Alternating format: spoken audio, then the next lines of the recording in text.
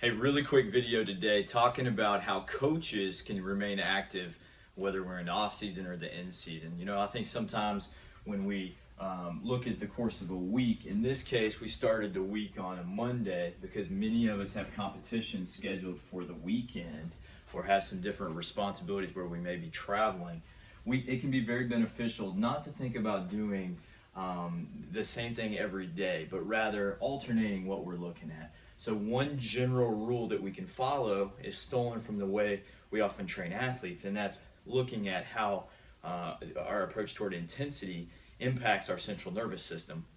Coach Francis, legendary track coach, really made this big as he trained sprinters, but basically what he did was he alternated days of high intensity and low intensity to allow there to be a little bit extended period of time of recovery between two extensive stressors. So for us as coaches, what we can potentially do is do the same thing. So a couple times a week, 2 to 3 times a week, let's go a little bit more intense. It doesn't have to be super heavy, but training with intent.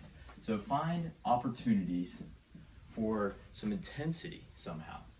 And then the days in between, find ways to put things that you enjoy. It could be cyclical cardio, it could be taking a walk, it could be really anything that you're keeping yourself active.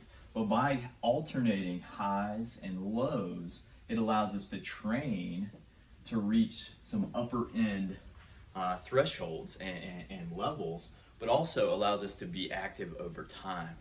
What happens when we stack too many high days together or too many low days together is our body actually becomes too hot or maybe even too cold. So right now, let's follow the high-low model. Okay, let's try to be active throughout the week, more days than we're not, and we're going to be able to deliver once we get on the field. High-low split for coaches.